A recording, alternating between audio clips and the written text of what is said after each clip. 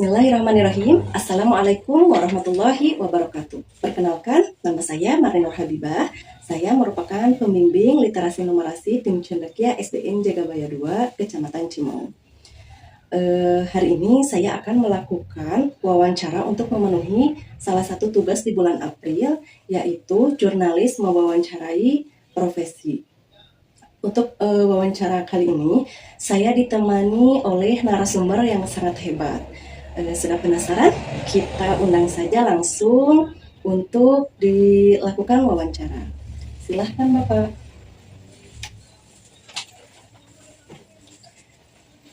Bagaimana kabarnya hari ini Bapak? Alhamdulillah baik. Perkenalkan Bapak, nama saya Marin Nur Habibah. Saya merupakan pembimbing tim literasi Cendekia SDN Jagabaya 2, Kecamatan Cimau.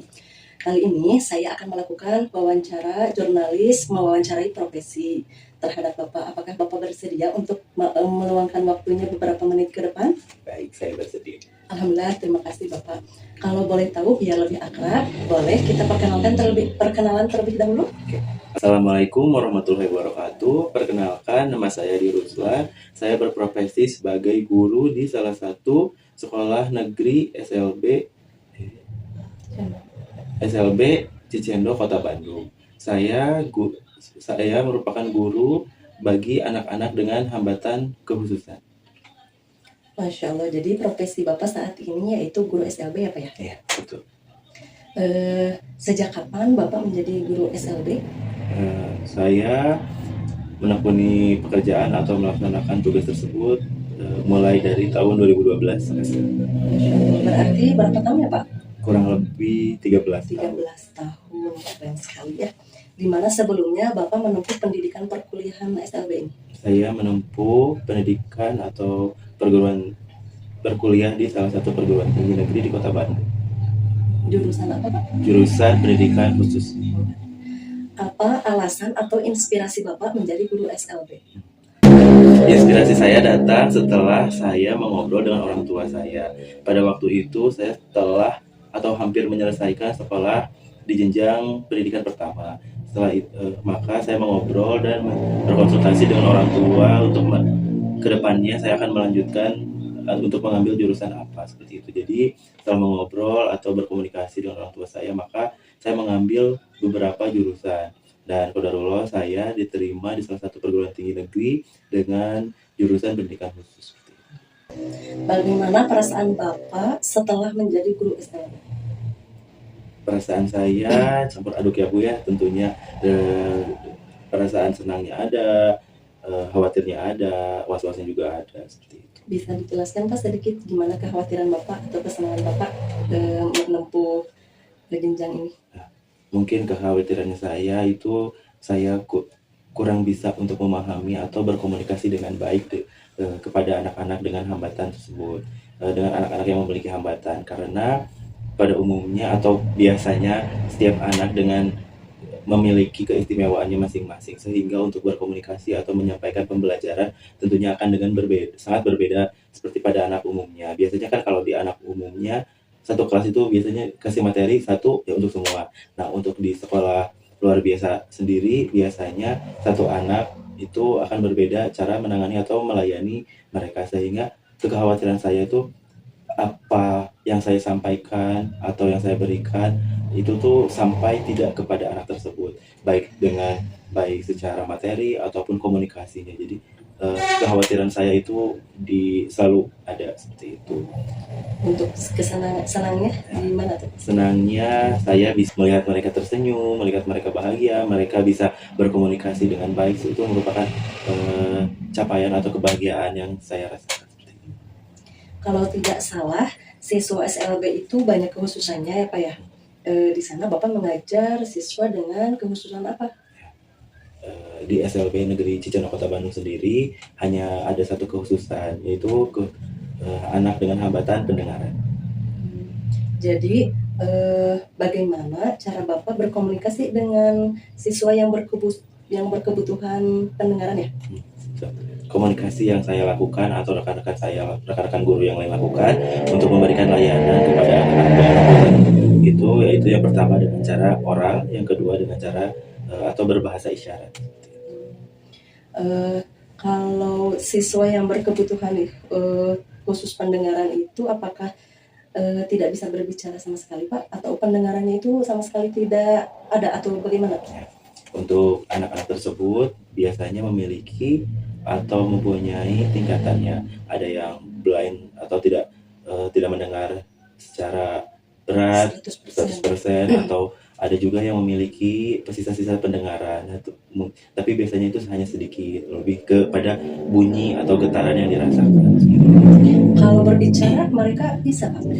Kalau berbicara mereka bisa paham apa yang mereka ucapkan.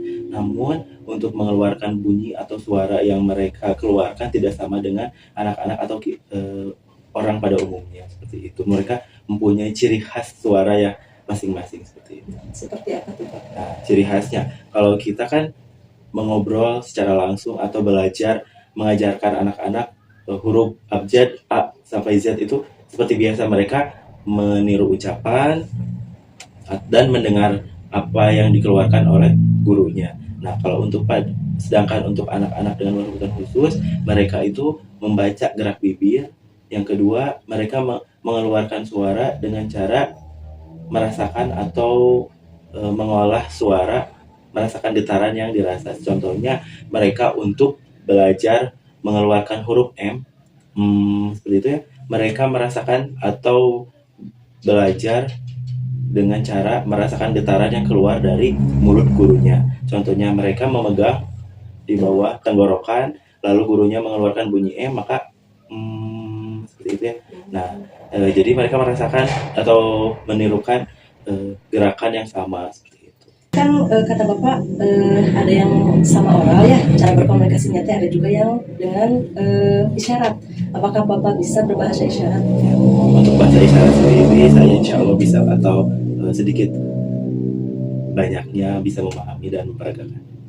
Boleh dicontohkan mungkin Pak sedikit kepada teman-teman online ya Pak ya, cara berinteraksi dengan bahasa isyarat. Mungkin isyarat yang saya akan ajarkan lebih kepada sedikit perkenalan ya. Contohnya, perkenalkan, nama saya YADI, Yadi, RUSLAN, Ruslan. Nah, itu sedikit bahasa isyarat tentang perkenalan. Keren Pak, boleh ajarkan saya sedikit Pak? Kalau saya Marni, bagaimana tuh bahasa isyaratnya? Nama saya Marni. Nama saya Marni. Saya gini ya Pak? Iya, Oh saya. Bisa. M A R N I. Marni. Oh, terima kasih Pak. Apa saja tantangan yang Bapak hadapi selama menjadi guru SLB? Tantangan yang saya hadapi mungkin lebih ke komunikasi. Bagaimana cara saya memberikan pelayanan atau pembelajaran kepada anak-anak. Apakah materi yang saya sampaikan itu tersampaikan dengan baik atau tidak, sehingga saya terus berinovasi atau mencari cara-cara untuk memberikan pelayanan kepada anak-anak tersebut. Jadi tantangannya lebih ke menyesuaikan pembelajaran atau metode pembelajaran kepada anak satu dengan yang lainnya seperti itu. Apa hal yang menarik atau hal yang berkesan selama 13 tahun Bapak mengajar di SLB? Ya, hal yang menarik yang saya dapatkan atau yang saya rasakan yaitu ketika berhadapan dengan anak-anak yang mempunyai keistimewaannya, yang menjadi potensi bagi anak tersebut. Contohnya ada anak-anak itu yang hafal Al-Quran sampai 30 juz. Iya, salah satunya Firda yang juara Hafiz Indonesia ya. Iya, juara Hafiz Indonesia, merupakan salah satu murid di SLB Al-Fitri. Yang kedua ada Aji yang punya potensi atau mempunyai kelebihan di bidang kesenian seperti itu, sampai memenangkan lomba di tingkat provinsi. Keren sekali ya Pak ya, Masya Allah. Pesan apa yang ingin Bapak sampaikan kepada masyarakat terhadap anak yang berkebutuhan khusus? Karena yang saya lihat saat ini di lingkungan atau di masyarakat itu kebanyakan banyak yang tidak menerima anak berkebutuhan khusus. Ya, mungkin bukan tidak menerima ya Bu ya, tapi lebih ke kurang pahamnya atau kurang mengertinya lingkungan terhadap anak-anak dengan anak-anak yang berkebutuhan khusus, sehingga mereka merasa kadang takut, kadang jijik, kadang ada hal-hal yang di luar kita tidak pahami ya. Kalau saya sendiri karena berada di lingkungan anak-anak tersebut, jadi tahu mereka itu sama seperti kita. Mungkin pesan-pesan kepada teman-teman yang lainnya, perlakukan mereka dengan sama karena mereka tidak berbahaya, tidak menyeramkan, tidak menakutkan, ataupun tidak menularkan kepada rekan-rekan yang lainnya. Perlakukan mereka dengan sama, terima mereka dengan sama, seperti kita menerima rekan-rekan yang lainnya atau menerima anak-anak yang lainnya, karena mereka mempunyai kesempatan dan hak yang sama untuk diterima di masyarakat seperti anak-anak pada umumnya. Seperti itu. Masya Allah, keren sekali Bapak.